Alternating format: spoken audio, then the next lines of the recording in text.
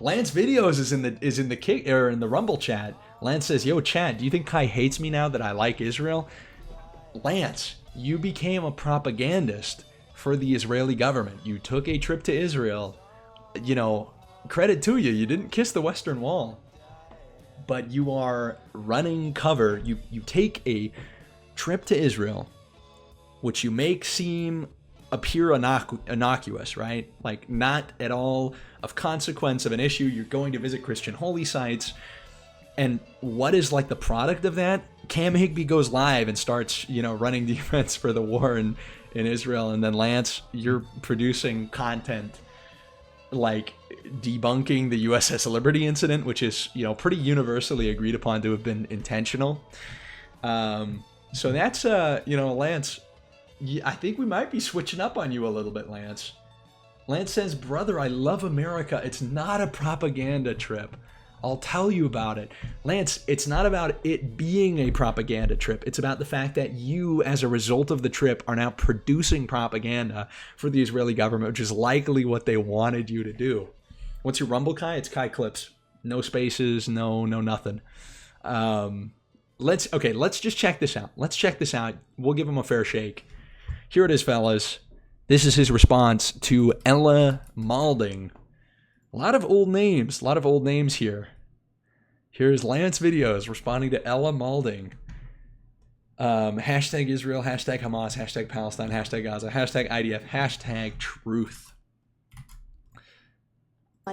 Hashtag truth. Important hashtag there. Hashtag truth. Soldiers committing a genocide as we speak. If Israel was committing a genocide, why wouldn't they just turn off the water in Gaza? It would take literally a couple days just to kill them all, but that hasn't happened yet.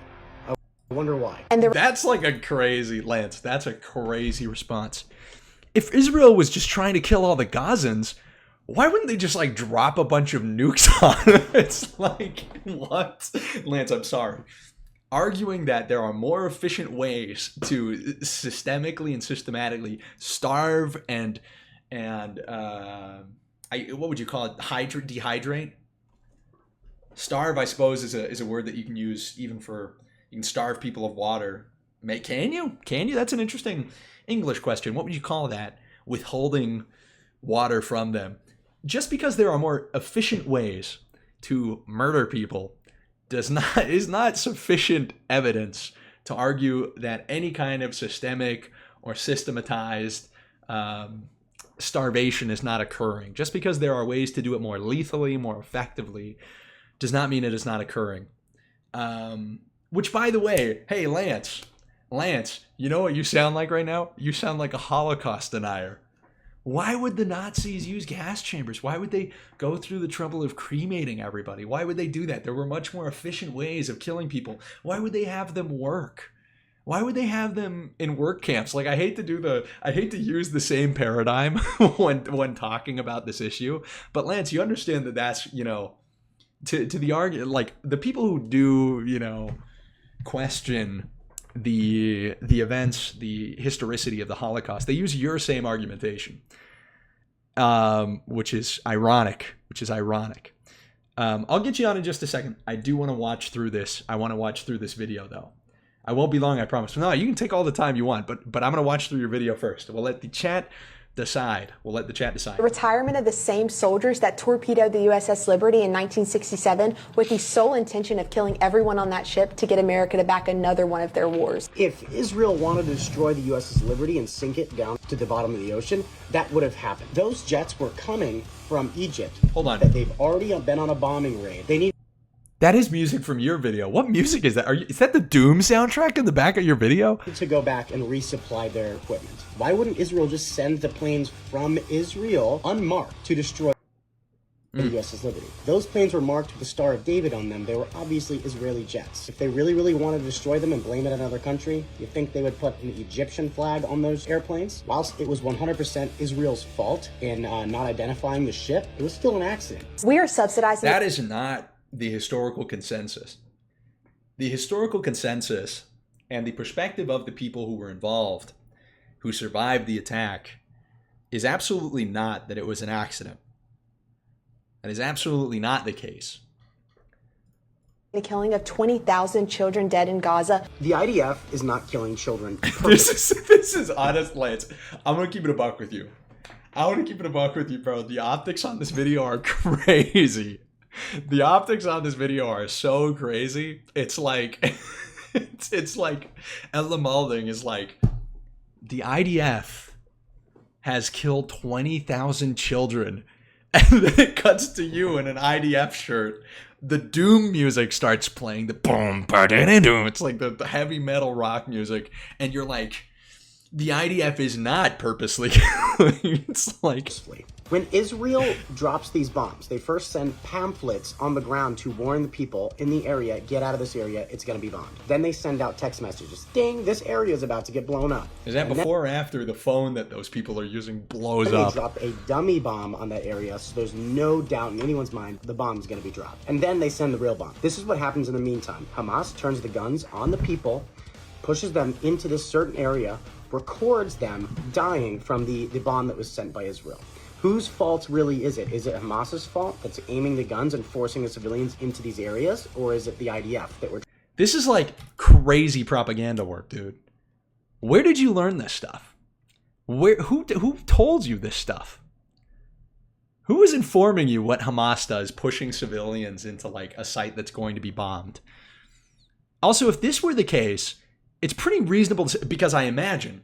No, you know what? Oh, we're gonna finish watching the video. I'm gonna jot some notes. Actually, no, I'm not. I'm gonna go off the dome. Yeah, the babies had it coming. That's true. The babies were gonna grow up to be terrorists. We're gonna watch your whole video. We'll give it a rundown. We'll give it a fair shake. I won't interrupt. And then we'll call. trying to destroy Hamas. 12,000 of them under the age of 12. The IDF is killing one child every 45 minutes. 70,000 children are hospitalized for starvation. 4,000 amputees. Hamas is literally seen on trucks stealing aid and then selling it to the Gazan people at a profit. That doesn't seem very good. The Israeli government has said this multiple times. They have two things that they want to do. They want to take Hamas out of power first and not starve the Gazan. And in order to do this, they have to make for sure that this aid does not go to the Hamas terrorists and goes to the right people. It's really, really hard to do that when you don't know what your enemy looks like. And the Hamas propaganda is literally telling its own citizens that going to get aid is a trap. It's not a trap. They're not trying to kill the civilians. They're trying to protect the aid from the terrorists that are trying to steal it and then sell it for a profit to its own people. Again, I've been to the Gaza envelope and I've been inside of an IDF base with these people. I was openly wearing my Christian cross. You guys act like they're Satan. They're not. They did not care at all. And I have an open Jerusalem cross tattooed on my arm. And they saw it. They want to end this war just as much as anybody else. We instead... All right. We're going to bring on Lance videos. We've seen the video. We've seen Lance's video. We are now going to talk to the boy. Live analysis, live debate. We are getting a debate, I suppose. Let me call my buddy Lance. On Discord. Lance, are you still on Discord? What's your Discord, Lance? Let me know, friend. Let me know.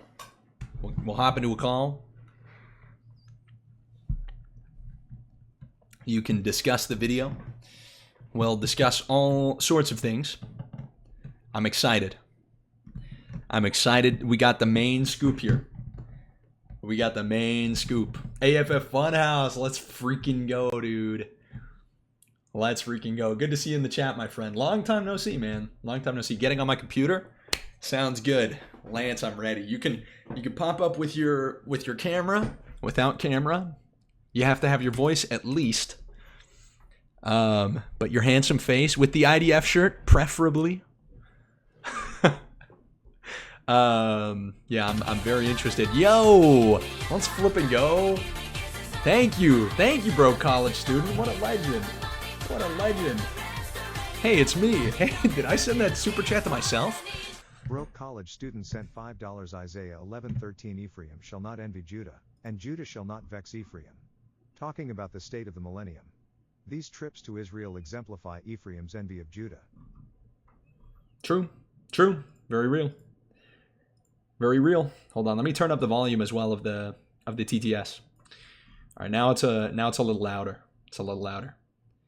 But yeah, thank you very much. For those who couldn't hear it, it says Isaiah 11:13, Ephraim shall not envy Judah, and Judah shall not vex Ephraim. Talking about the state of the millennium, these trips to Israel exemplify Ephraim's envy of Judah. Dude, it's so interesting because, you know, I can almost guarantee that the person who sent that super chat is LDS, because people who are LDS, we look into these Isaiah chapters and what it means to be like, who is Judah, who is Ephraim. A lot of the Old Testament prophecy is something that we are maybe more familiar with than the average creedal Christian. Yo, Edward Saul, what's going on? Time to enter the Kai Dome. Time to get domed by Kai. I mean, whoa. My bad. That sounded sus. Wait. No freaking way. Utah Democratic Party posted this morning. Utah was just ranked 50th in women's equality for the 11th year in a row. Our leaders' priorities are completely out of touch. Is that a Kai reference? Completely out of touch, and they continue to lead our state in the wrong direction. We need change. 11th year in a row. Let's flipping go. Let's flipping go. You can't stop us. 11 years, back to back to back to back to back to back to back to back to back to back again. 11 years. Show me anybody who puts up those kind of numbers. The 11th year in a row, 50 out of 50. That's actually like a new way of saying number one. Number one, 11 years in a row? That's crazy. Oh, dude, why are we such goats? That's so funny, actually. That's so funny. The Utah Democratic Party posting our W's? Question mark. All right, Lance Videos, where are we at? Let me see if I can add your Discord. I freaking hate using Discord. I was never a Discord guy. Oh, I'm already friends with you. Okay, let me give you a call. There you are. Alrighty, starting video call. Oh, I can't. I just freaking realized you're not going to be able to see my video. That sucks, dude. You're not going to be able to see my video, but I'll be able to hear you. Are you there, Lance? There he is. I can't hear you. Are you there? You hear me now? Yes, sir. Let me see. Let me check how you are on the stream sound. We want to make sure you're sounding good. 100%. Of course. All right, chat. How's he doing? What's how's he up, sounding? Dude? Yeah, I'm here. Yeah. A little Nicky01, thanks for the follow. Appreciate you. Let me show the chat your beautiful face. All right, go ahead, man. You know, I just got out of poker night. I played a little poker. It was pretty fun. But, you know. Let's go. Got back from Israel and we're gambling. Gabe got third place, though. Gabe got third place. It was promised to him 3,000 years ago, actually. I love that brother that Gabe. placement was promised to him.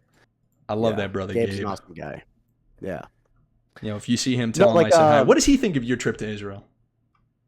I mean, he's not really like upset or anything. Like I'm of course I'm still Christian. I support Jesus Christ as my Lord and Savior, and you know everything about that, of course. And it actually affirmed my faith even more in Jesus Christ, out of anything I've ever done in my entire life, which really opened up everything. If you go there and you actually see the holy sites and you see where Jesus stood, like confirmed, it's like you can actually like visualize it in your head exactly how that happened. Like the apostles are here. I swam on the Sea of Galilee, you know, where Jesus Christ walked on water. Like that, seeing that is actually insane. It's not a sea, actually. It's more like a lake. You can see across it. Like it's like really, really tiny. Yeah. But you can see like how like the storm came over and Jesus Christ calmed the storm. Like you can see all that in your mind. It's like you can imagine that right there, which is just like it's beautiful to see.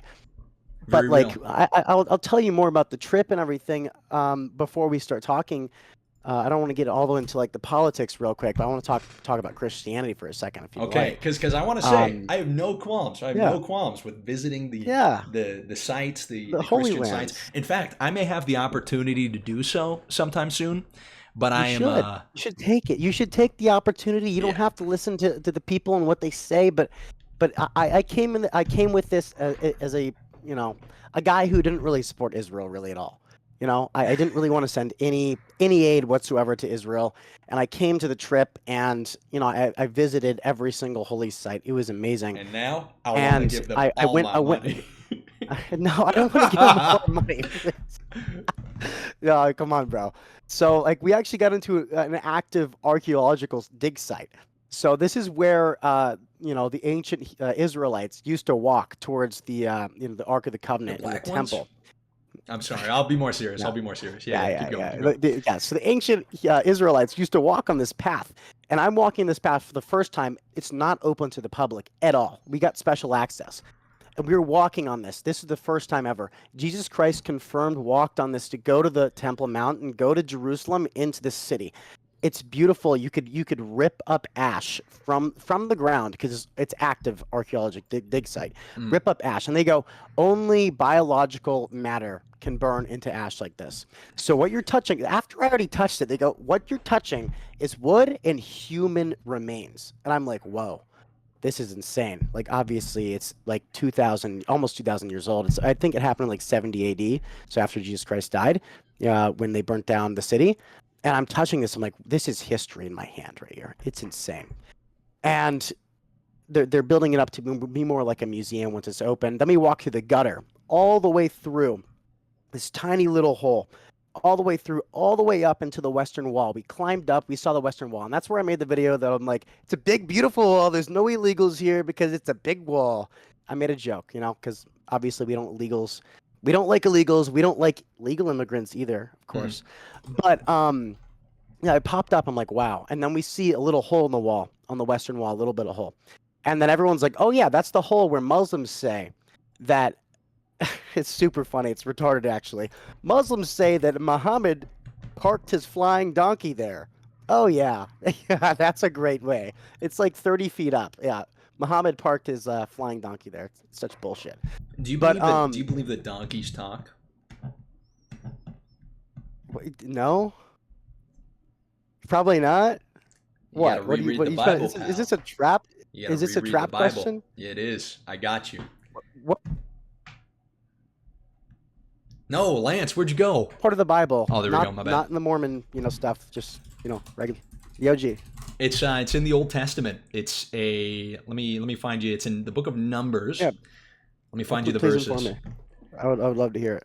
I think the only reason I'm like doing that, it's not to run, a defense for Islam or the Muslims, but it is to say that I think a lot of the times when, and I say this obviously as a member of the Church of Jesus Christ of Latter-day Saints, somebody in the chat said top 3 weirdest beliefs of the Mormons. Well, it's actually something that's in the Old Testament. This is not from the Book of Mormon. The Book of Mormon doesn't have any talking. Look, I believe you. If you say it's from the Old Testament, I believe you. Of course, it is. There's no flying donkeys. Okay. I don't know about flying Come donkeys. on. Yeah. To be fair, I don't know of any flying donkeys from the Bible. Yeah. But there is a case where Balaam's donkey. This is the one who talks. If I'm not mistaken, he hits it and it responds.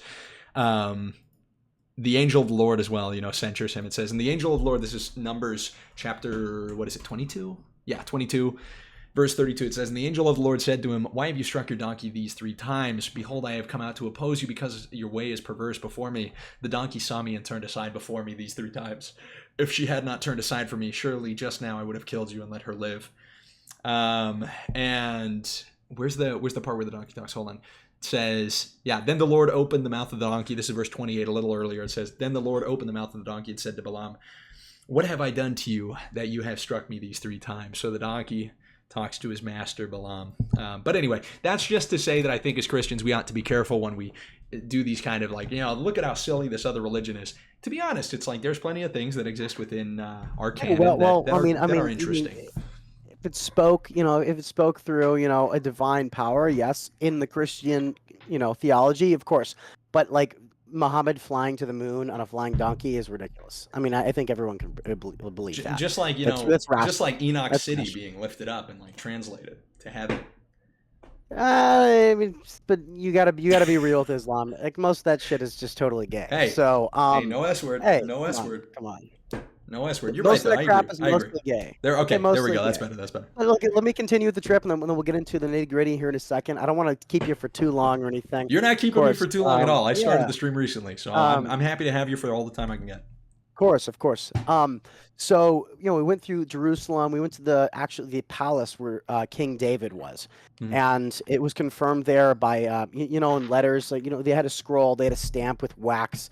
They had found those stamps that were ancient stamps that had the name of David on them and all of the people that were around him. So it's confirmed that in this place that was the King of David's spot, which is just awesome. And you look across the way, there's a whole Palestinian city right there.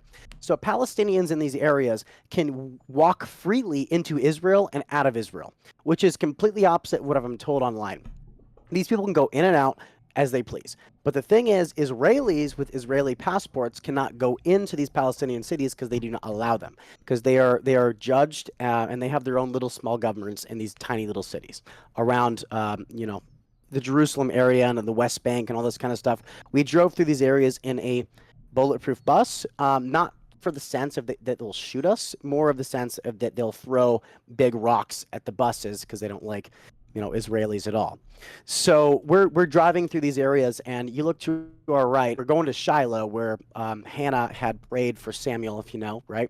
Hannah had prayed for Samuel, and Samuel finally came, and she dedicated Samuel to a life of serving God. Mm.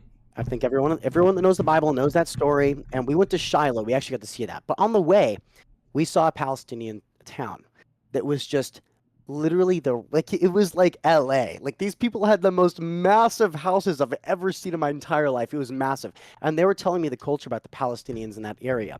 And they're like, once they have a big mansion, and once the kids move out, they build big mansions for the kids around them. So it's multiple families with multiple houses in that same area. And you can see they have golden roofs. They have golden like little areas around their houses, real gold. You can see that it's shining. It's like, whoa, like I could never afford that in my entire life.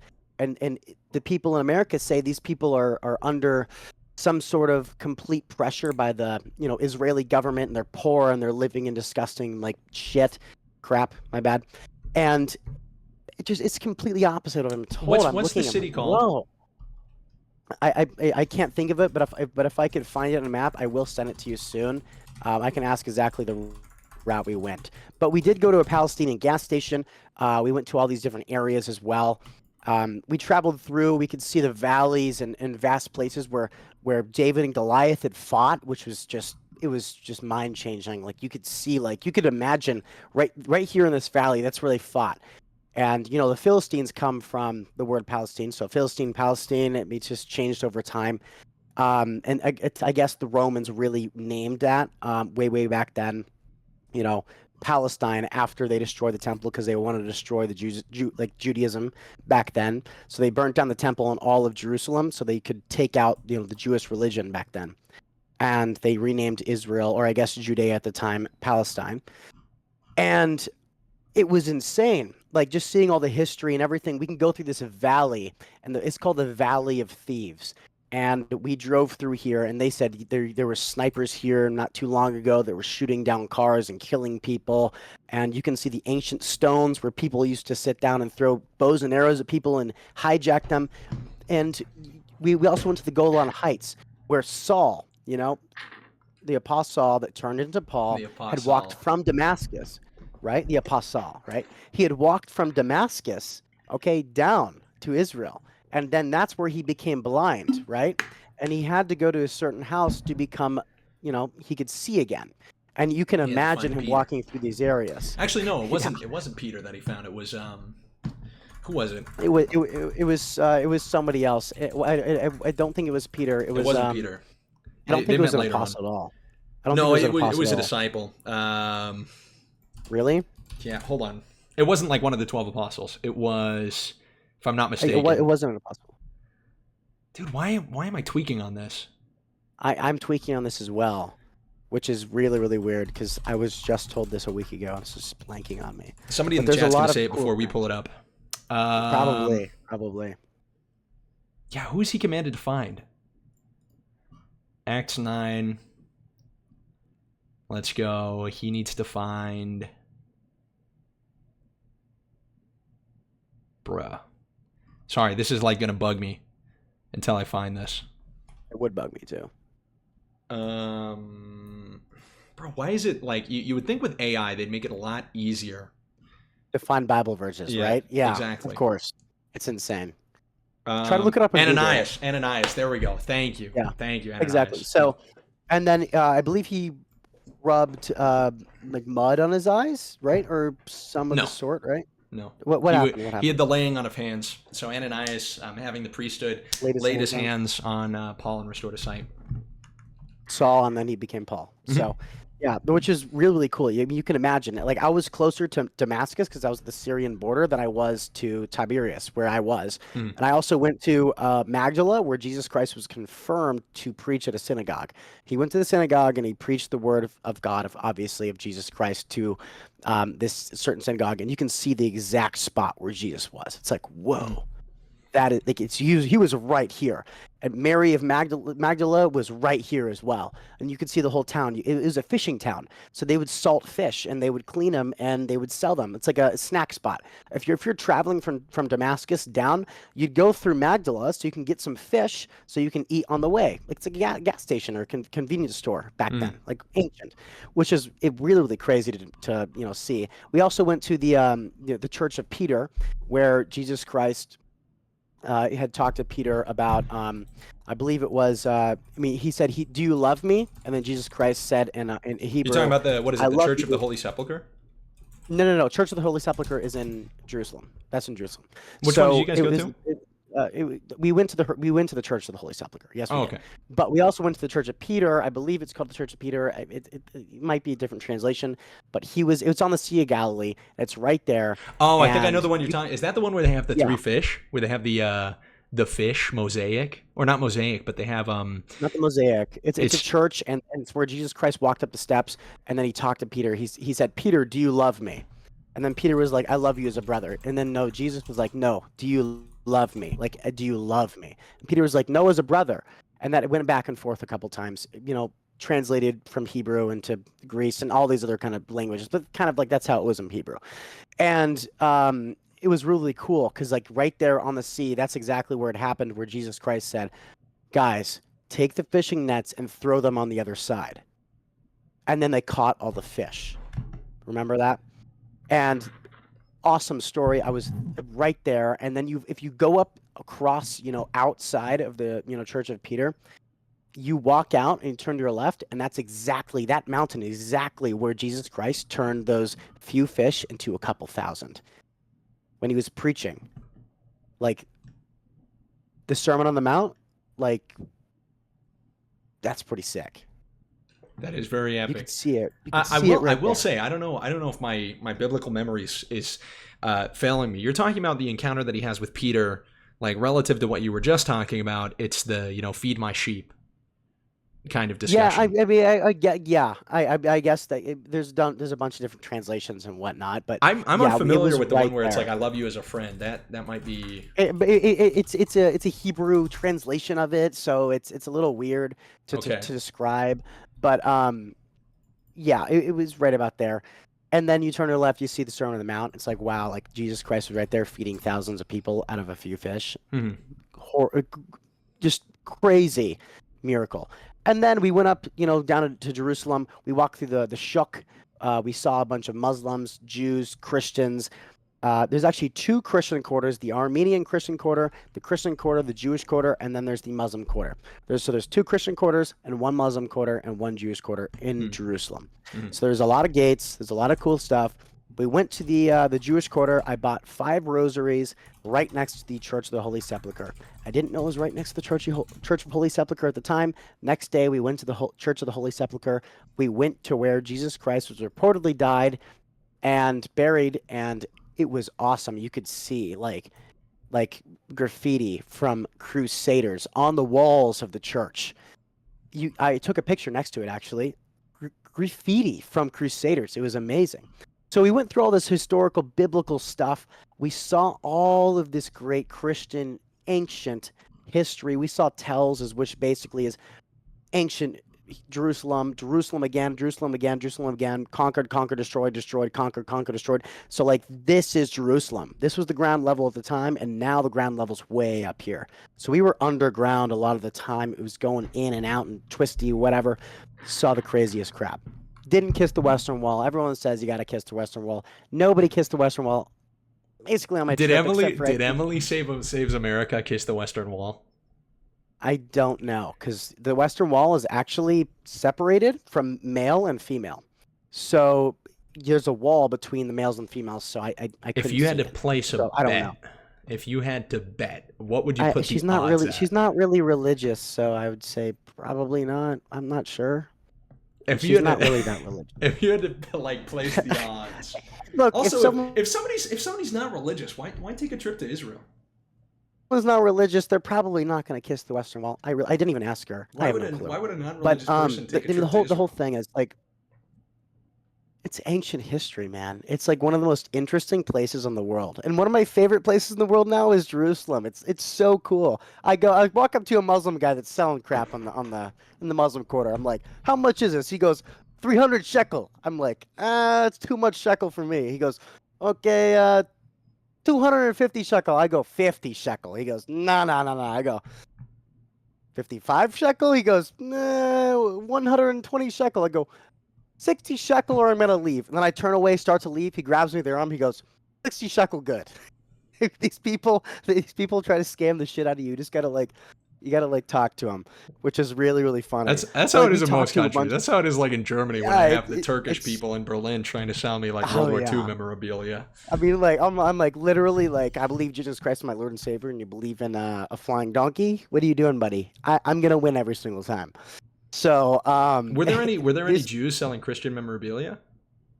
Oh yeah, I mean, like literally all across the old city, there's Muslims that are selling Christian crosses and menorahs and mezuzahs and everything. That's Like such a weird Muslims thing are to me. selling every. Oh, I know, it's so weird. Like I walk up to a Muslim. Oh, I'm a Palestinian Muslim, and they're selling a Christian cross and all this kind of stuff. They just want to make a living, and it's so crazy because like Candace Owens and these people. I mean, obviously I don't listen to Candace Owens for a lot of reasons. So, it's really, really weird because it's not segregated like she says. I mean, you can walk through the Jewish quarter and then all of a sudden you start seeing Arabic, you're in the Muslim quarter. I mean, there's no like gates or anything that blocks you. You have to show your ID to get in or whatever. You can just walk right into the Muslim quarter. We walked in the Muslim quarter, we can see people, speaking Arabic. It's all backwards, like, okay, all right, stop speaking terrorist to me, buddy. It's like, it's super dumb. Well, it is But, like their we country. inter- It's not no, it's not the Arabs' country. I don't give a fuck about the Arabs. Okay, whatever. Arabs are. Ugh. So we walked up to a bunch of Arab people, talking to them. Half of them liked America, half of them didn't. And there was this one guy me and Cam Higby talked to. And Cam actually recorded it. So it might be coming out soon. We're trying to figure out what to do with this damn video because it's so crazy. This guy, literally, Cam flipped up his phone because do not record me. Do not record me. And Cam was like, okay, records him anyways, like low key, because this guy's obviously like low IQ. He's probably like dumber than a dolphin or some shit. So he's like recording down here. And this guy goes, all 50 states in America. He looked at me dead in the eyes like this, like with all seriousness, right in the eyes. And he was like, all 50 states in America within 1 month will be destroyed and punished by Allah. Everyone dead. And I was like, are you serious? And then Cam goes, do you actually mean 1 month? He goes, are you serious? 1 month? Yes. 1 month? Yes. 100%. I go, what the hell? And then he walks off. This guy was clearly either terrorist or terrorist adjacent. This guy was crazy. He was probably a crazy person. I'll grant you that. Probably grant you that. We had free time, by the way. This was during our free time. Me and Cam just walked around it, and we walked in anyway. They said, get an Uber, go wherever the hell you want. Like, we don't care. So we were going around, walking around, just doing whatever we want, getting interviews with people in the Muslim quarter. And this guy really, really made like a real impact. I'm like, wow, that's insane. That's an insane thing to say. Within 1 month, like that's very, very specific. He was probably like an insane person. Like, No. The people like so in Jericho and Jericho and Bethlehem and in these other places, this is where they breed these terrorists in Israel. Because they're not controlled by the Israeli government. Because, as I said, there's Palestinian towns that keep the Israeli government out, and the Israeli government has no control over these cities. That's why it's hard. You cannot get into these cities really with an Israeli passport. You got to have an American passport. You got to prove that you're not Jewish. because they hate Jewish people and they do not want Israelis in. So you have to show a passport to get in these areas. We did not try to get in these areas. Next time I'm going to go, I'm probably going to really try to get in these areas because I really, really want to see them. I want to see Bethlehem and obviously Jericho because historical, all this other kind of stuff. But it's insane. Like, these people are bred and then they come to these areas and they tell people this. We was shocked.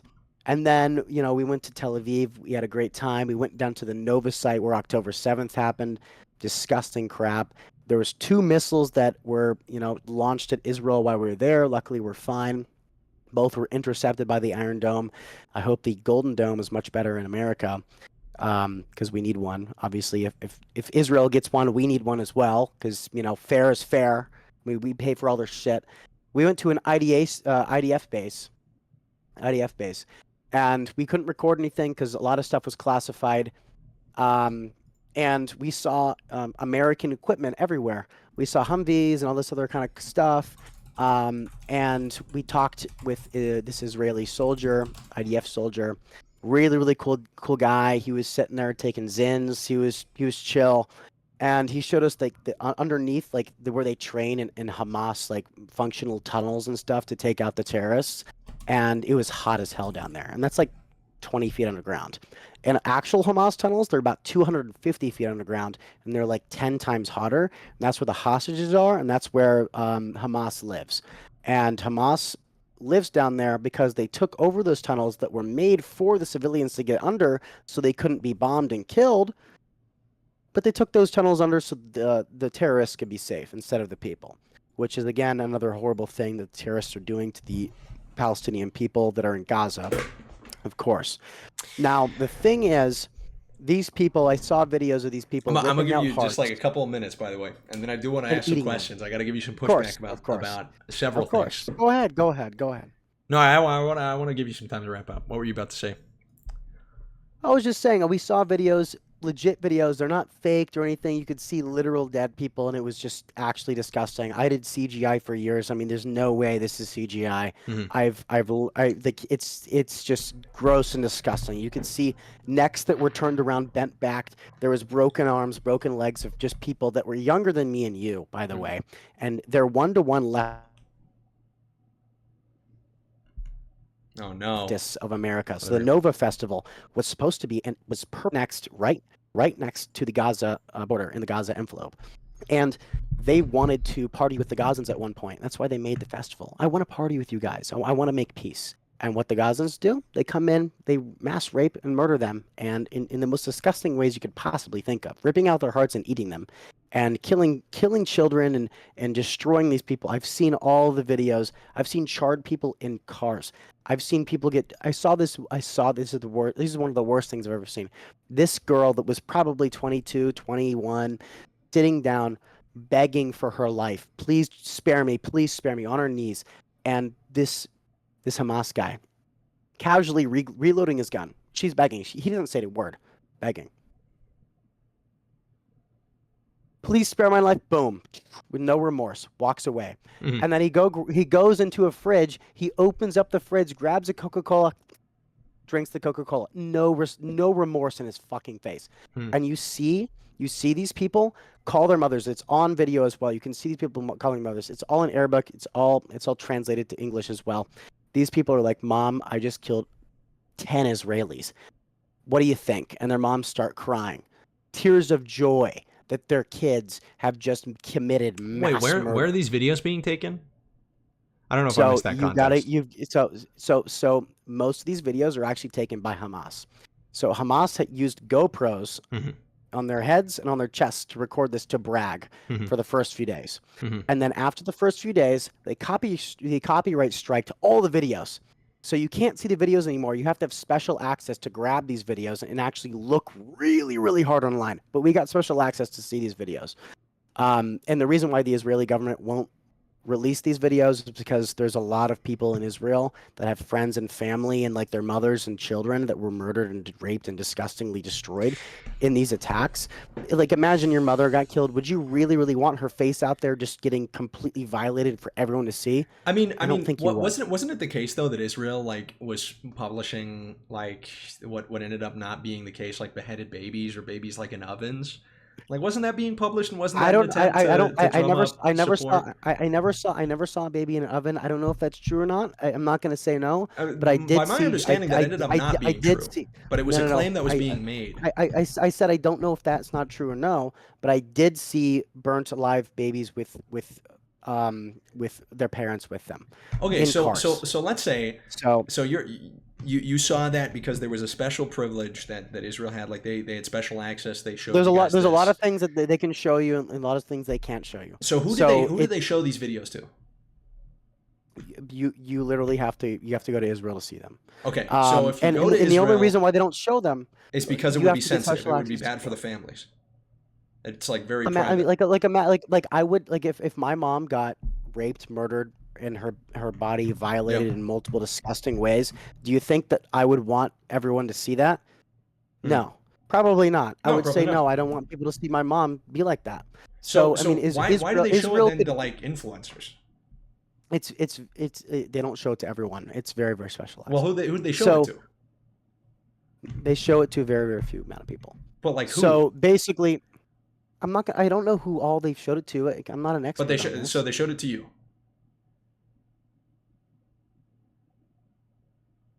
They showed it to a lot of us. Yes, they did. Like a lot of us were like the influencer like, group. yeah. So Okay.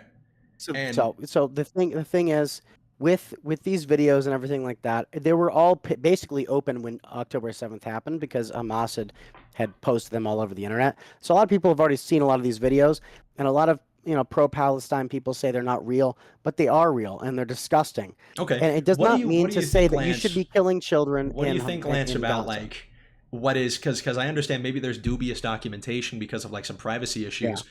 What about like the thousands of children that have been documented to have died on the Palestinian side? Again, like I've been saying this, the entire goal of the Israeli government and the IDF is to basically destroy Hamas first, and then make for sure Gazans have food. By killing like babies? And the reason why is because there's about 20-ish hostages. The IDF knows exactly where they are, okay? But they cannot go into those places because if they try to, boom, right? They're going to be killed.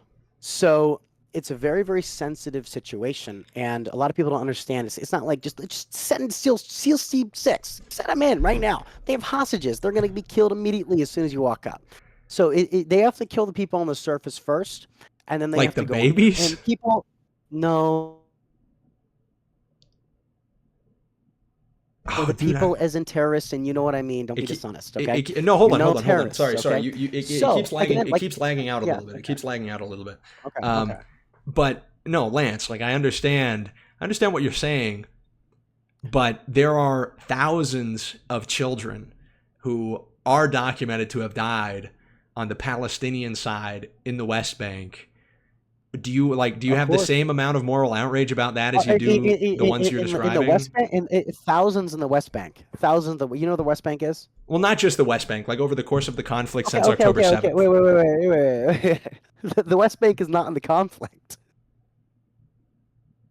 The West Bank is not in the war right now. You don't think the destruction has occurred? Okay, all right. No, wait. I'll make it more general. Retract.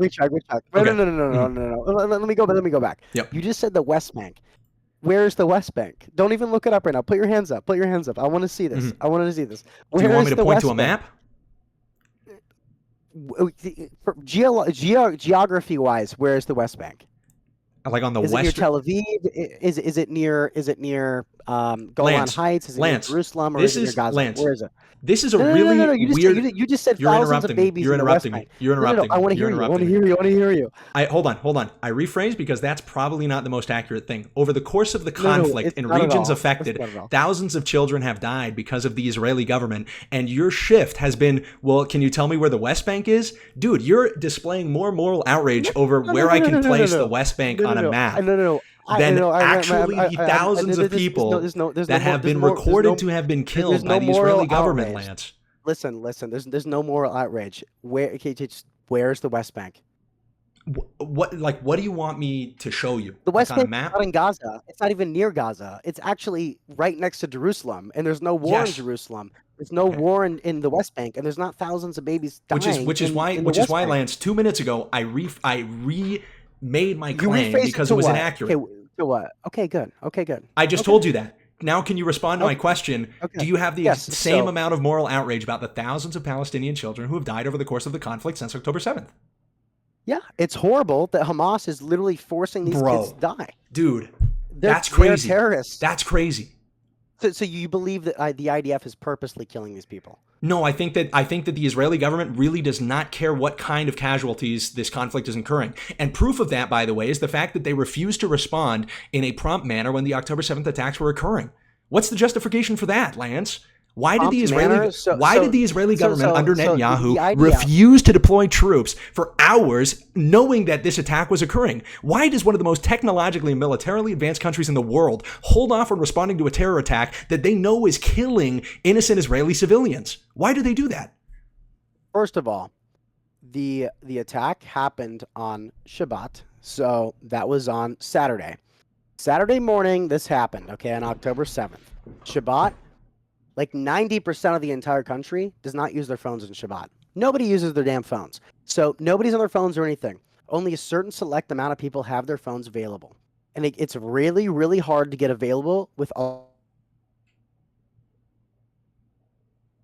lot of the IDF people at one certain time. So what happened was there was not like a line of people like we have at the border, a line of a lot of people just sitting there waiting to, like attack. There was not like IDF people everywhere because nobody was expecting this attack. Bibi Netanyahu, which I don't like very much. Lance. Listen. What you're saying is not true. There is no plausible deniability that the Israeli government has to allow for this attack to happen when the people who perpetrated it are far less technologically advanced, have even actively been spied on by the Israeli government. Are you telling me that Israel's greatest enemy in the world, the one that poses the most existential threat to the Israeli existence or the existence of an Israeli state, are you telling me they were oblivious to the fact that the Palestinian Hamas troops were literally carrying out exercises for weeks practicing for this attack? Do you think they were oblivious to all of that? And are you telling me that same society was just like they weren't on their phones? Is that the argument? Egypt literally had told them, yes, it's true. Egypt had told them this attack was going to happen. But the thing is, they were using pamphlets and notes to plan this attack. It was really, really hard to tell exactly when it was going to happen. But they were training troops. They were getting ready. But they were not ready for that specific day. Okay? How? Why were they not ready? It was an IDF response problem. It was not an intelligence problem. They had come down. So they shifted the goalpost. You shifted the goalpost. There is no goalpost that is being shifted. Absolutely. There's nothing. Absolutely, because you have now admitted that it was not a problem of intelligence. They knew that the attack was being prepared. I literally specifically told you it was a response problem, and then now I'm saying it's also what was the issue in the response? What was the issue in the response? The issue was in response is because it was Shabbat, and they had to get everyone ready and going. So literally, right after that happened, how long do you think it would take? There was about 20,000 troops that were ordered down immediately to the Gaza envelope. You know how many showed up? How many? About 30,000. They ordered 30,000 people showed up because they went in their cars, they came down with their own guns, and they were ready to fight. And they ended up taking out Hamas and pushing them back. About 4 or 5 hours. You're simultaneously telling me. You're simultaneously telling me. Down from one end to the country. Hold on. You're simultaneously telling me that the response was I told you it was an IDF response. Let me hold on. Error. You're simultaneously telling me that there was this amazing, majestic response of 30,000 individuals when only 20,000 were asked for. But simultaneously, it was also a failure in a response by the IDF to an attack that there was U.S. intelligence predicting that this was going to occur. The entire border, I mean, dude, you are talking, you're already talking Egyptian, U.S., like the Israeli government knew that this attack was going to be happen, which you yourself have conceded to. You've shifted that goalpost. Yes, you've admitted that the Israeli government... Okay, I didn't know when. Dude, are you serious right now? Do you not think that one of, like, this is a conflict that has been brewing, that has been at different states of heat level? I can't hear you now. Go back like 3 seconds. I can't hear you for like 3 seconds. Okay. You agree that this is a conflict that has been brewing for quite some time. Prior to the October 7th attack, there are terrorist attacks, there are smaller attacks. Hamas has always posed an issue for Israel consistently prior to the October 7th attacks. Israel is one of the most technologically advanced countries, and the border, especially in these conflict zones, is one of the most highly reported on and one of the most, I suppose, spectated places in the world, certainly by the Israeli government. You add to that the fact that the Egyptian government is able to give information, including the U.S. government, gives information to Israel that this attack is likely, and you're just telling me that this incredibly advanced country got caught with their pants down by a bunch of terrorists with hang gliders? So let me explain exactly what happened. Please do. This is what happened. These people were told this attack is going to happen, and that's what Egypt got. And Egypt had told Israel, hey, this attack's going to happen. But the terrorists in Hamas did not know exactly what was going to happen either. So this is what happened. They wrote a lot of notes on the day of the attack. They had messengers go all across the entire area of Gaza and hand out the notes at the same time early in the morning. So there's no way of Israel knowing exactly when it's going to happen when the people that were going to attack didn't know it was going to happen until right then. So they released all the notes because they're technologically advanced, but they can't hack a note on paper. And then but they can watch the border and produce a response that takes a little less than 5 hours. Of course. And of course, that was an IDF problem. And I admit that. It was a problem by the IDF. They should have been more prepared for that. But they did not know they were going to be using paper and pen. Okay, and you're telling me that paper and pen is the reason that there was a 5-hour delay in the response by the Israeli government that caused thousands of casualties. Do you realize that? So, for the most part, 3 months before the war, 3 months before October 7th, Bibi was loosening restrictions on Gazans for entering through Israel to work in Israel, and the people that went to these towns to work within Gaza had worked in the towns on the Gaza envelope.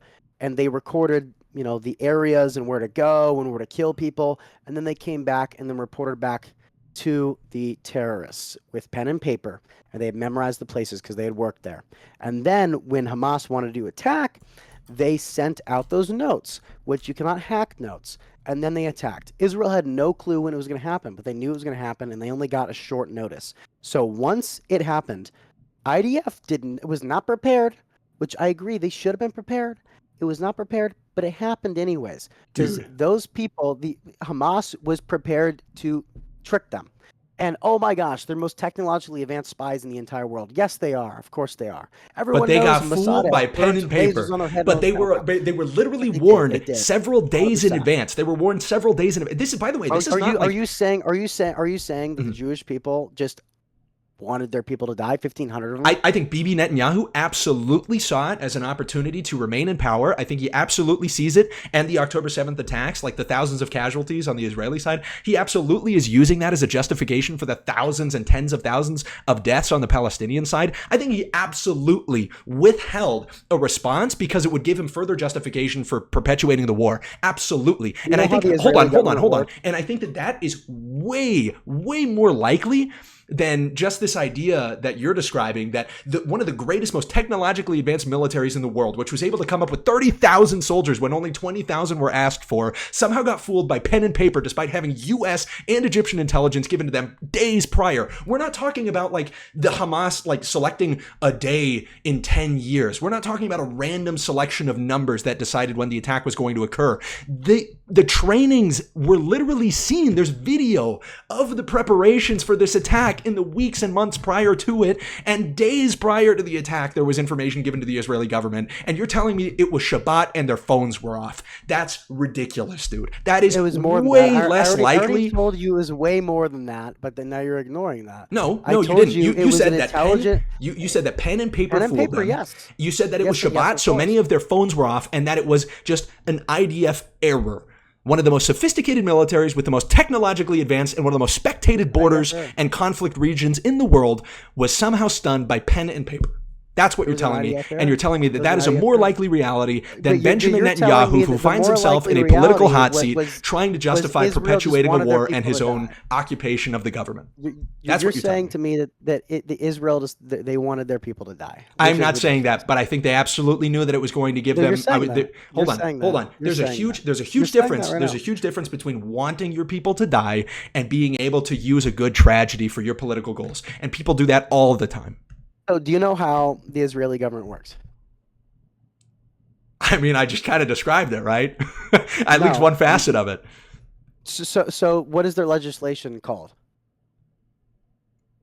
Are you serious, Lance? What is their legislation branch called? Lance, I understand that you did your whole Quizlet when you went to Israel and you were given your talking points and you were told. What is it called? What is it called? I don't know. What is it called? I don't know, Lance. Okay, it's called the Knesset. It's called the Knesset. Fantastic. Can you tell me why the Knesset? Can you tell me why the Knesset was stunned by pens and paper? Can you tell me why the Knesset? Because that's such a relevant detail. Can you tell me what the Knesset had to do with the pens and paper stunning a government? Branches, multiple parties in the Knesset. Okay. And the biggest party right now is Bibi's Knesset. Okay. The party, right? Mm-hmm. So Bibi has a majority control. The people don't vote for Bibi. They vote for their Knesset member, and their Knesset member votes for Bibi. Oh, okay. So he was not at risk of leaving the government immediately. He might have had a lot of support and a lot of bad people hating him. You know, I don't know, Gordon. I'm not a fan. You know, a lot of leftists hate Bibi. A lot of right people hate Bibi. I'm not the biggest fan of Bibi. But the thing is, he could have done more. Yes, of course he could have done a lot more. But the thing is, October 7th happened, and it was not 100% was not Israel's 100 to kill their own people with terrorists. That's a ridiculous statement. You know, I don't think that's ridiculous at all. Especially in Israel, are all about literally surviving and love. And for you to say, hold on, oh my gosh, I have a question. Die. What do you think about 9/11? Do you think that the United States has had any kind of intel that could have tipped them off about the 9/11 terror attacks? I don't know. I don't think you're being honest. I don't think you're being honest. I think you've talked about this before. I think you've talked about this before. You've talked about this before, Lance. Why is it so classified now? I think you and I both know. I think you and I both know that the United States actually had some pretty credible information about some potential risks. And I think that governments, the U.S. government, the Israeli government, plenty of governments have tolerated risks, have even in some cases allowed for attacks to occur, or in certain cases stalled their response in order to provide a larger justification for their response. For example, you know, an invasion of Iraq, Afghanistan, that would have never been justifiable had a major terror attack not been committed on U.S. soil. For example, the 70,000 or so casualties that have happened since October 7th, I think, since October 7th in Palestine and in territories affected by the Israel-Palestine war, I think that is unjustifiable unless there's a significant amount of Israeli casualties. And I think that that's something that the government, whether or not it's Netanyahu, I don't really know. I don't know about the way that their government is set up. But I think that, you know, we can analyze at a political level the way that governments tend to act, no matter who runs them. And we're being very naive if we both are saying that governments won't do that. I think they absolutely will. I think our government has done it, and I think Israel probably did it. Let me ask you this real quick. Let me get to my point after I ask this question. After you answer this question, okay? Yeah. I don't want you to If it's think, and if oh it's more Israeli government trivia, no, I can stop you right here. You know, I didn't go to Israel and I didn't get my America. fact It's not sheet given to me, so I may not know. About America. It's about America. Okay. Do you believe that in Hiroshima was justified? Do you think that was justified? I have to look more into the way it was weighed. I don't think so, though. Like, I think the bombing of a huge civilian population, like, I don't think that was justified. And I think it was 100% justified. You think it was? 100% just. Yeah, of course. And 100% justified. And because look, they did the numbers. They did the numbers. If they would have invaded Imperial Japan back in the day, there would have been a lot more Americans casualties going in to try to take over and destroy the government than to like bomb them and say like, get the fuck, we bombed them once. A lot of people died. The Japanese still, we are not going to surrender because that's their culture. We're not going to surrender. And then we said, you know what? We're going to bomb you again. You want to surrender? We do not want to surrender. We bombed them again, and then they surrendered because they realized that we have the power of literally the sun in the palm of our hands. If you know Spider-Man. But so we did this to prove a point, and also I don't agree with killing a lot of civilians. Of course not. But that was justified to save American lives. Okay. Do you think then? American let me ask you. That is let me our ask country. You. Let me ask you. So when they go into Gaza, let me ask you. So listen. Before we do this, you know what we did before we dropped those bombs? What we let them know. We gave them a warning. We dropped pamphlets over the city. Get the fuck out of the city. Get out of the city. Get out of the city. In Japanese as well, not in English because we're not dumb. Get out of the city. Get out of the city. So we got as many people out of the city as possible. We just wanted to level the city to show our power. Some people stayed. They died. That's on them. I know it's on them. We gave them a couple days notice, by the way. So they had time to get out. And then we bombed them. And we gave them a couple times then, and then we bombed the next city, right? So that's what we did. And that's exactly what Israel's doing as well. So America did that in World War II, and really no one gives us flack except for some dummy leftists that don't believe in the freaking death penalty or whatever. I don't believe in the death penalty. Now Israel's doing the same thing. I believe in the death penalty, of course. If you're a rapist, murderer, and you've killed 30 people, and you're completely far gone and so crazy that you can't even be taught anything, you know what? Go.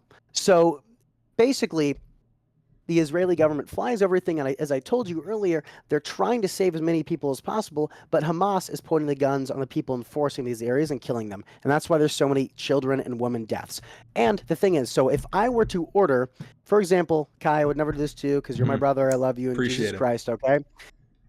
As if I were to order like a hitman on you, okay, and the government ended up finding out, and they're like, oh my gosh, Lance ordered a hit on Kai, it's horrible.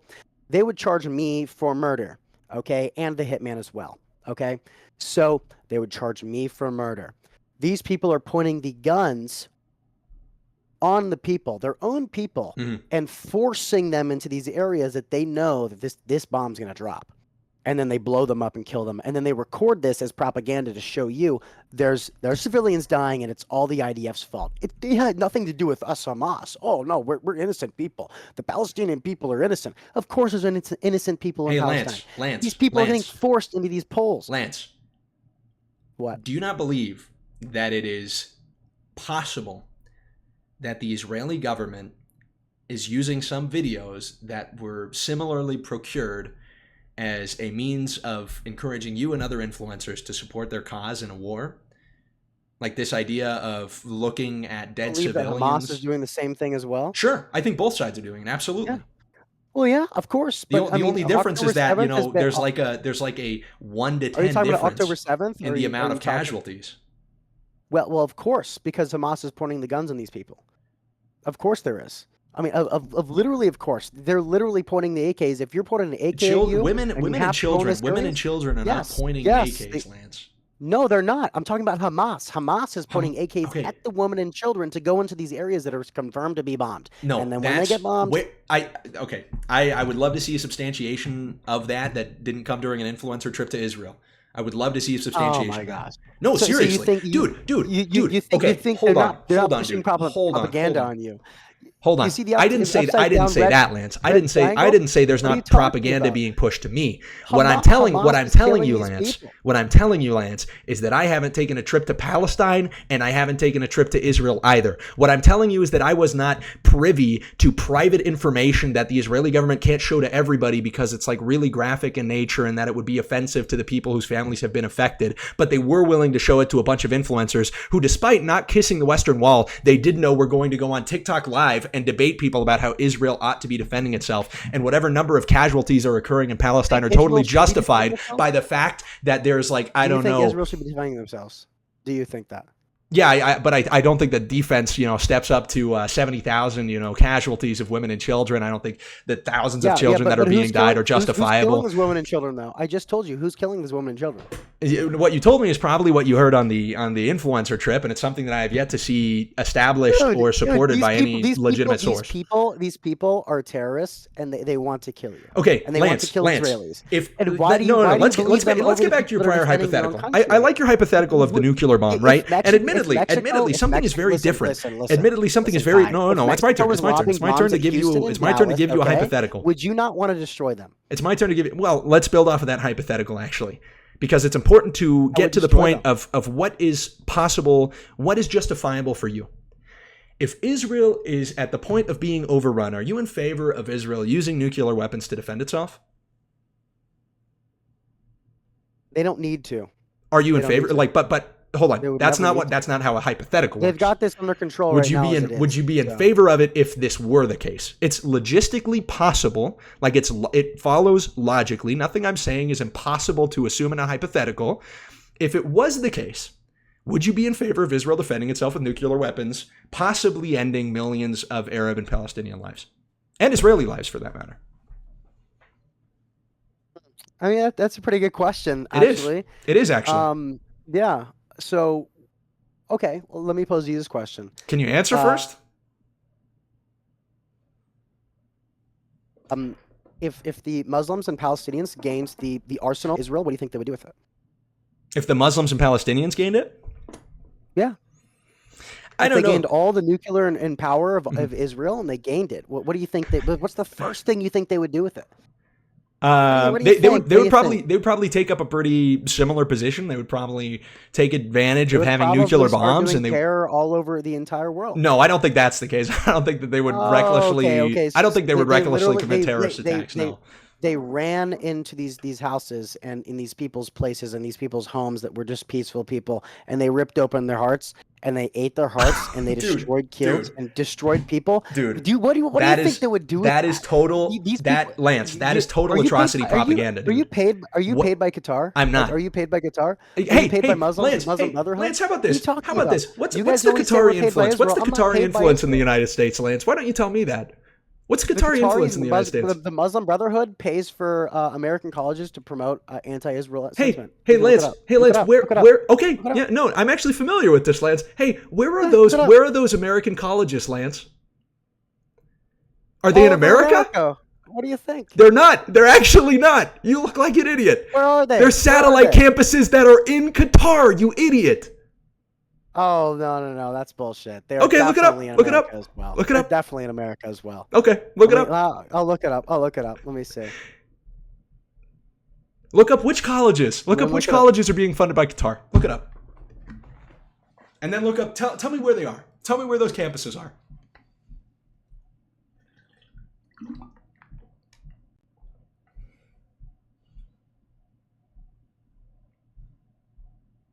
Waiting for stuff to load. Hold on, I'm going to read some super chats real quick while you look that up. Okay. Yo, thank you very much, Nefitz Blue, for the super chat. Says Free Palestine. Thank you very much. Campo, thank you. He says, let's go, Kai. Thank you, Campo, as well. He says, goat. Thank you guys so much for the super chats over there on Rumble. Thank you very much, all you guys in the Kick chat. Freaking love you. Somebody, Chief subscribed earlier. Thank you so much for that, Chief. We appreciate you big time, man. We appreciate you big time. Chief, thank you for sending those sources in the chat. Yeah, Leather Apron Club clutched up big time. Leather Apron Club clutched up big time there. Chief, yes, please. Please hop on this call. Also assesses the impact these developments have had on Canadian universities with particular focus on McGill University, Concordia University in Toronto, the University of Toronto, and York University. None of those First are in of all. America, actually. You've Yes, just read me Canadian right ones. north. Let me see if there's any more. So Canada already, yes, which is already way too close to America. Not just in the Middle East, like you just said. You just said just in the Middle East. You didn't say anything about anywhere else. No, I said that So, the American satellite college. Hold on, campuses- Lance. Hold on. I said the you American said colleges, just in the the Middle American East. colleges, like you That's said, that Qatar is funding, are not in the United States, the majority. They're rather satellite campuses that are in the Middle East in Qatar. That's what I told you. And you responded by saying, well, they're supporting one in Canada, which is way too close to the United States. Like, are you serious, my guy? You said they were just in the Middle East, by the way. You did. The American campuses? Yeah. Yep. Because they're not in Just in the America. Middle East. They support, they give money to American institutions like Harvard, for instance, who have satellite campuses in the Middle East. That's the way this arrangement works. And guess what? The money they're investing in that education is the money they're spending to build the campuses, to invest in the programs. It's not money being spent in these U.S. colleges to create like a poli-sci 200 course. Okay, here, look. The findings specifically shed light on the significant influence of Qatari state proxies such as Qatar Foundation and the Qatar National Research Fund.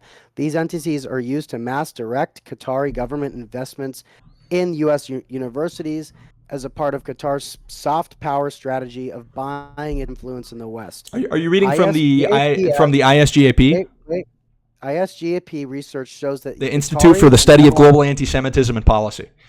Listen. Qatari government is indirectly behind the industry, funneling billions of dollars into leading American universities such as the Texas University of A&M, Georgetown, Cornell, Carnegie Mellon, Northwestern Virginia, Commonwealth, and others. You want to take that first one? Right there. You want to take that first one? Right there. Texas A&M? Right there. Let's take the Go Texas ahead. A&M one. Let's take that first one because that's the one that you're correct. They did invest the most in.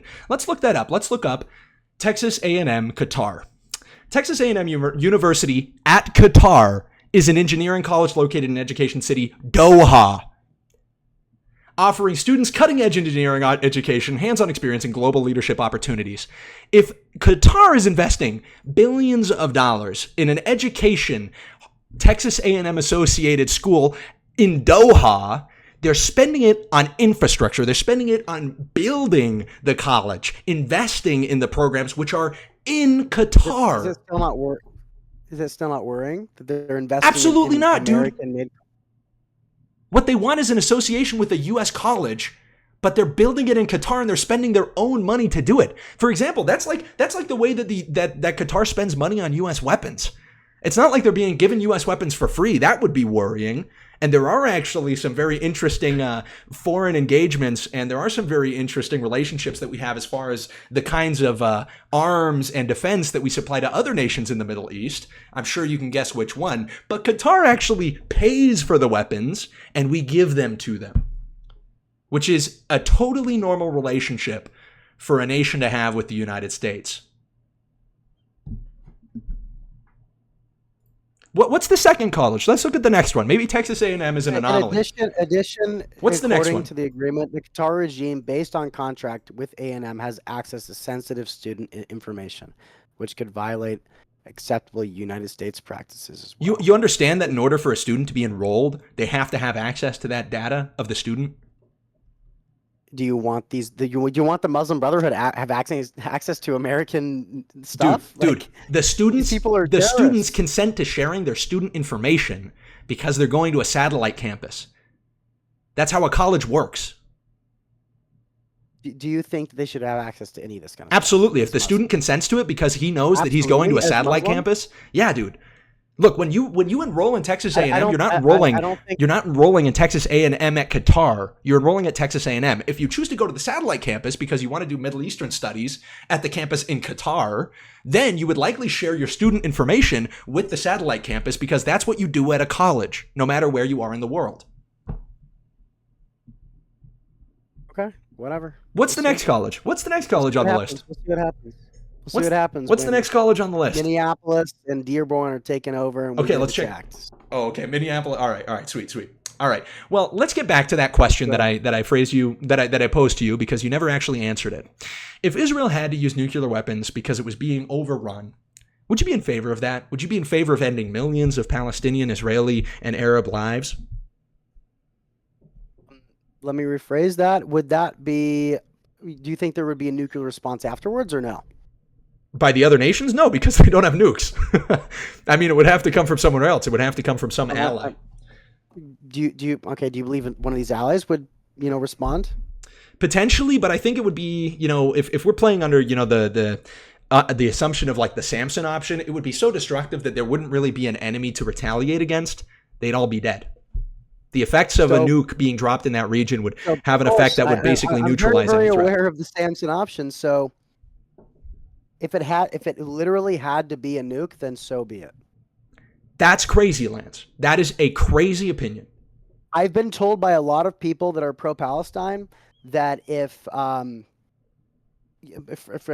for example, if they were going to get overrun and let's say the Muslims took all over of Israel and the Muslims had all control of Israel, nuclear technology, that the Americas should just carpet bomb the entire, Israeli state and kill everybody as well.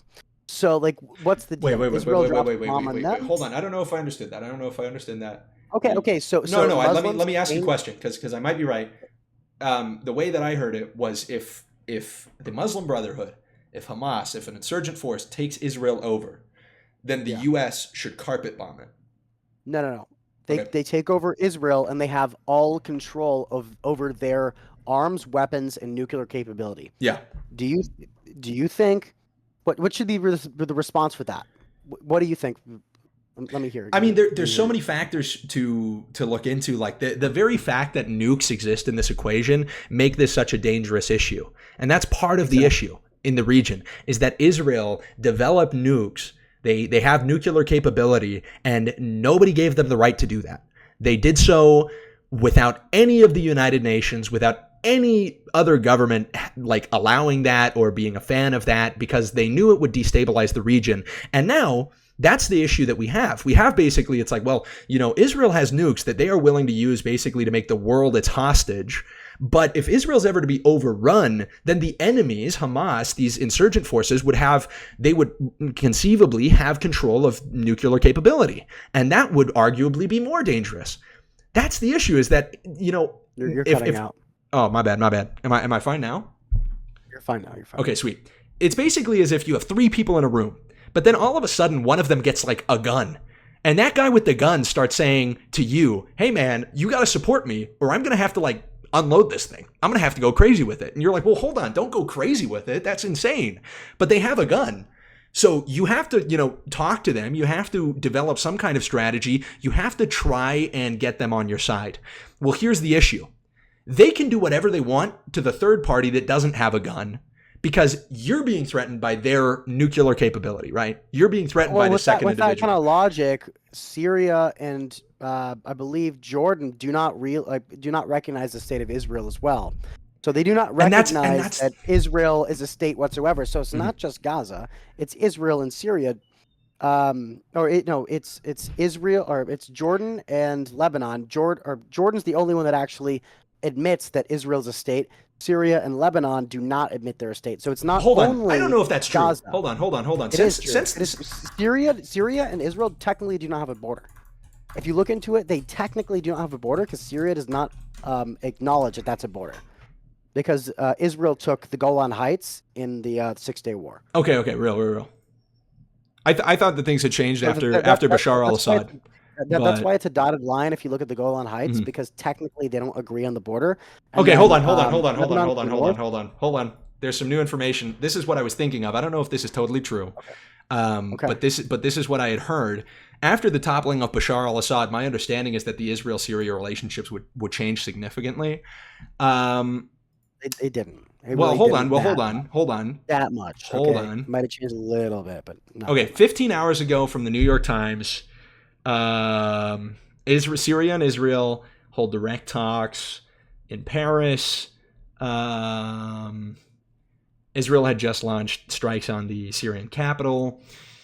I saw this. There was an article that was posted, but I'm not familiar with this website. This is Y News from Tel Aviv, but I'm not familiar with the website. If this site is true, no, I'm not familiar with this. I'm not going to quote it in case it's not real. Yeah, we got to wrap this up a little soon because Okay. I was promised another live stream 3,000 years ago on Okay. TikTok. Well, So, I just want to say I've got to do another thing, but yeah, continue for another 5-ish minutes or so. I'll just finish with this. I can make my closing statement. I think that it is ridiculous We can do this another time as well.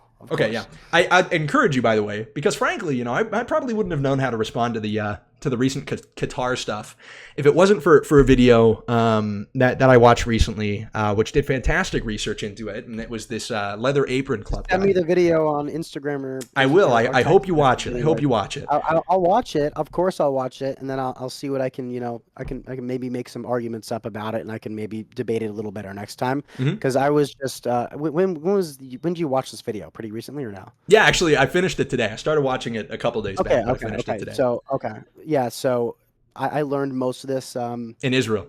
Probably like 2 weeks ago, right before I went to Israel. So I've been leaning towards pro-Israel for about a year now. So I didn't learn everything that I know, and you think I know like all this geopolitics? I don't think you know geopolitics. I think you know. I think you know the information. I think you know the basic information that is necessary to make the case for a pro-Zionist position, and I think that was basically a large part of why a lot of these influencer trips occur. What is Zionism? What is the definition of Zionism to you? My understanding of it is the advocacy for a Jewish state in the Middle East. Ethno state? I don't think so, but like a clearly defined like Jewish state. Do you think that Israel right now is an ethno state or an apartheid state?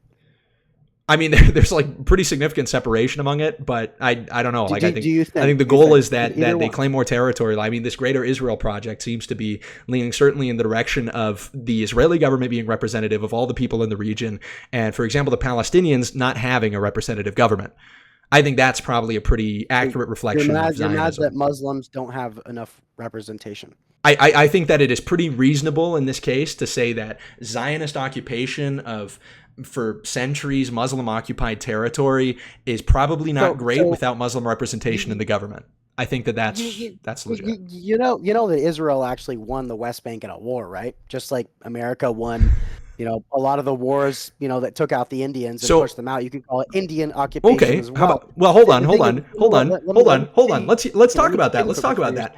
Did you know that something like 1,950 years ago? You're being like Mehdi right now. You're being like Mehdi. Chill out for a second. Let me finish. Okay, I'll let you finish. One point, and then you can respond. I'll let you finish about how it's third world coded to support Palestine. Then I'll have to leave. But listen. They won the West Bank in a war. So technically, they could have kicked out all the Palestinians if they wanted to, as many years ago as they wanted to, but they allowed them to stay for being respectful, okay? So they allowed them to stay. They have their own little towns and cities all around the West Bank, and they're allowed to govern themselves, and they're allowed in and out of their cities to go anywhere they so please. The only thing that can't happen is Israelis going into their places. They don't allow it whatsoever. So the Israeli government is bending over freaking backwards to allow these people to stay within their borders, okay? And these people want to stay within their borders because they don't feel like, oh, it's the end of the world, they're all going to die, because the Israeli government is not forcibly coming into their homes and mass slaughtering everybody and destroying everybody. They are allowing these people into their homes. Imagine if the United States saw these tribes going into the United States. We were going in, we're taking over these, tribes and whatever, and we just put borders around them. You can govern yourselves. That's not what happened. We moved them forcibly to another part of the entire country, mostly Oklahoma and a lot of other places, mostly Oklahoma, and they live there now. So when you think about it, America kind of did the same thing, and now you're all kind of like, if Israel does it, it's the worst thing ever. But if we do it, it's whatever. It's fine. Trail Tears, it's okay. But okay, I don't think I made that argument. I don't care. No. But listen. I don't care about the Trail of Tears. We moved them over. We won the war fair and square. We're better at war. Israel, better at war. They won the West Bank, but they're allowing the Palestinians to have their own cities and towns. They're actually doing better than we did, quote unquote, in the leftist retard war. So they're being more nice to these people than we were nice to the Native Americans, Indians, whatever the hell you want to call them. So why in the world are you so upset about these, small towns, and they want to take over the West Bank completely and, settle there? I think it's very convenient to cast and frame this issue in that way, right? When you have it's not an convenient. active, It's a one-to-one. It's a now one-to-one. you're interrupting me. Now you're interrupting me. When you have an attempt of the Israeli government to take more land, to create a greater Israel, and then to grant zero representative government to the people who have been historically occupying the region for centuries. What more land are they taking that is not? Not to mention, if we're going to be talking about this argument of who's better at war, frankly, 1,950 years ago, the Jews were forcefully expelled from the region, but they can't complain about that because the Palestinians, the Arabs, were just better at war. But you obviously wouldn't make that argument. Actually, the Romans were. It was actually the Romans that did that. So you're not very kept up on your history. The Romans did that, and you know where the word Palestine comes from? It comes from a Roman word. Then let's make it easy. Then let's make it easier. Then the Arab conquest that predated the Crusades were just better at war, and the Hagia Sophia should be a mosque. It shouldn't be a cathedral because they're just better at war. Well, you always come back and try again, okay? Here's the issue. Might does not make right, pal. This is not a Christian ethos. And I'm sorry to tell you, Lance, but you can't justify the killing of millions of civilians because Israel is about to lose. That doesn't make them better at war. That makes them them subscribers to a worldview and to a political ethos that is not Christian at all. That's what it makes them. You justify hundreds of thousands of people again. If you can't even articulate this argument, I don't know if I can hear you about history. Maybe religion, we can talk about religion a little bit. But history, I'm talking about Nagasaki and Hiroshima. You still can't even comprehend this. We killed hundreds of thousands. I literally responded to that. I don't think that's cool. And by the way, you're telling a bunch of people who had never even seen a nuclear bomb. You're telling them we're about to drop something on you that's going to kill them. We told them. We warned them. What you wrote it down with a pen and paper? Hey, we've created this new weapon that you've literally never seen, that you've never seen a test of, that you can't even conceive of. And then we dropped it on them, and then they said, "No, we're still not going to surrender. We're going to drop it again if you don't." And you're smiling about that. And you're gleefully smiling about it. Yeah, because we had to win the war somehow, dude. And also, we saved millions of American lives doing in the. No, I think millions is a pretty stark exaggeration. No. Look at the estimates. We were going to lose far more Americans than invading the dude. I don't know what to tell you, man. I don't know what to tell you. We saved more lives. We saved more lives. I don't know what to tell you. By the way, if it ever came to something like a third crusade situation, whose side would you take, Lance? If Israel had to nuke itself because Christians were about to overrun Jerusalem, because there was going to be a total Christian Christians are not going to once again, you're not engaging with hypotheticals. How would you have felt if you had not eaten breakfast this morning, Lance? Do you know that Christians... How would you have felt if you would have not eaten breakfast? Oh, please.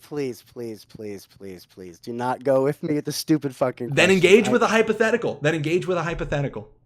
If there was a Christian crusade and the Israeli occupied portion of the Middle East was forcefully taken and it was given back, let's say, to a new Roman Empire because you wanted to get all historical about it, you wanted to get more exact. So let me ask you, who would you support? Who would you support, Lance? Let me ask you this: would the Christians mass slaughter all the Jews? They shouldn't. They shouldn't. And you know what's limiting them? A Christian ethos. I would support the Christians taking over Israel in a certain sense in this hypothetical if they did not mass slaughter Jews. But if Jews have to mass slaughter Palestinians to do the exact same thing, you supported. But Christians are not in control of the area and they're not living there in mass right now. It's not 1-to-1 ratio. Like, this is not a hypothetical that could ever be real. Okay, I don't think you followed the point I was just trying to make.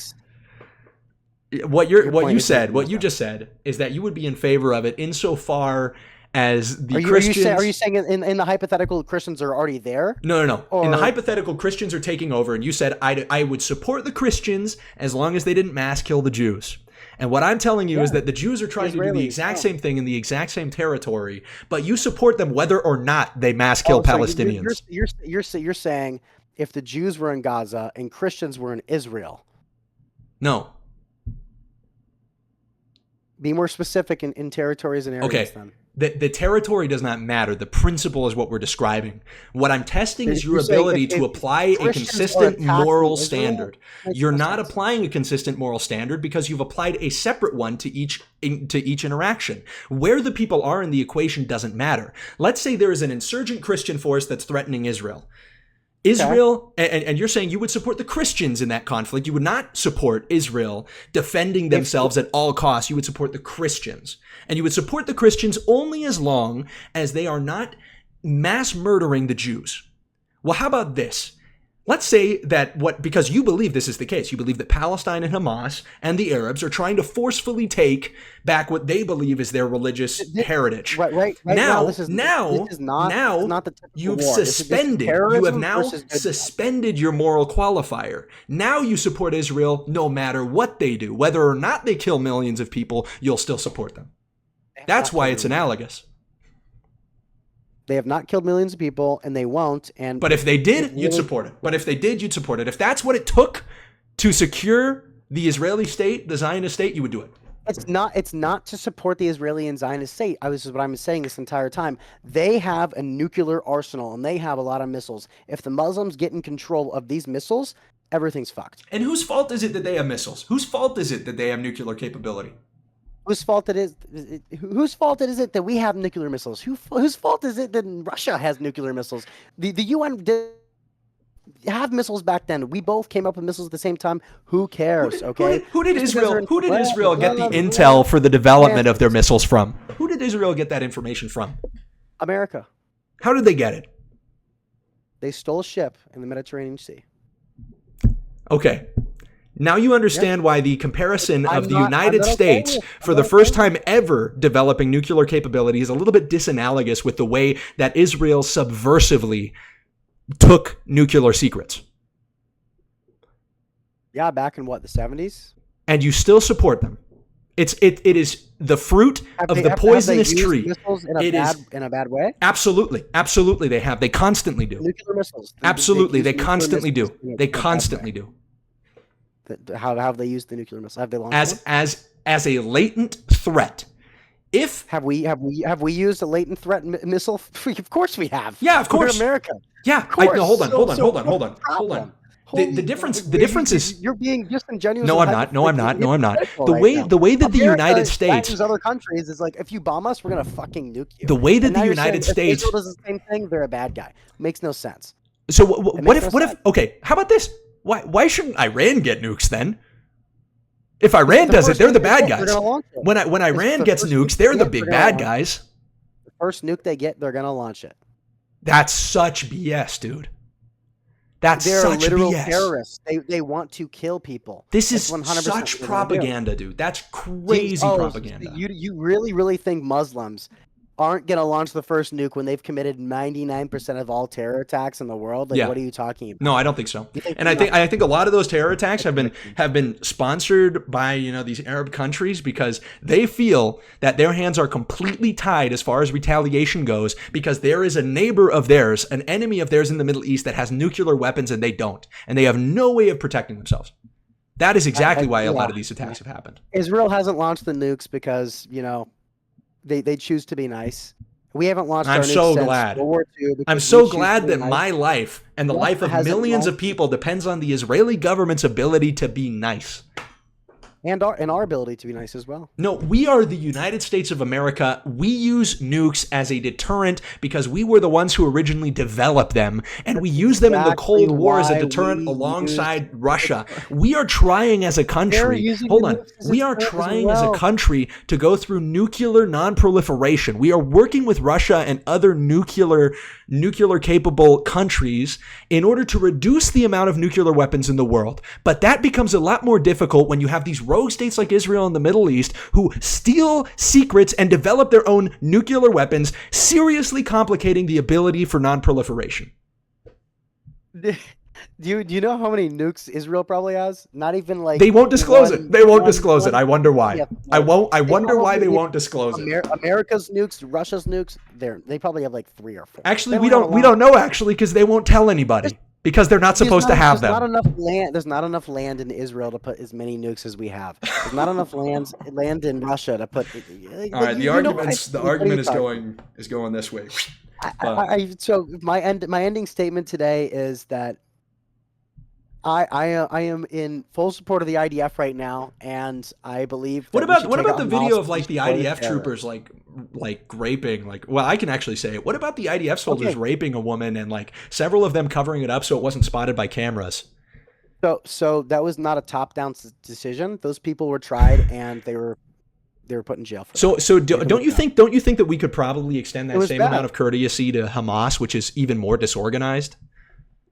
It was bad, like if an American soldier does something bad in the Middle East or wherever, and they get set in jail. That's exactly what happened. And if Hamas does the same thing, then it's a bad thing that an individual does. And if Hamas does the thing that you described prior, it's a bad thing that an individual does. Only you're not able to extend the same amount of courtesy. Hamas calls their family and says, yes, I've done this, and everyone in Palestine and Gaza praises them for doing this kind of stuff. It's a completely different situation. This is not a formed way of proving government. that whatsoever. These you have people, no way of these proving people that. Are terrorists. All of the Palestinians are like, people. oh, thank you so much for doing that. That's crazy, bro.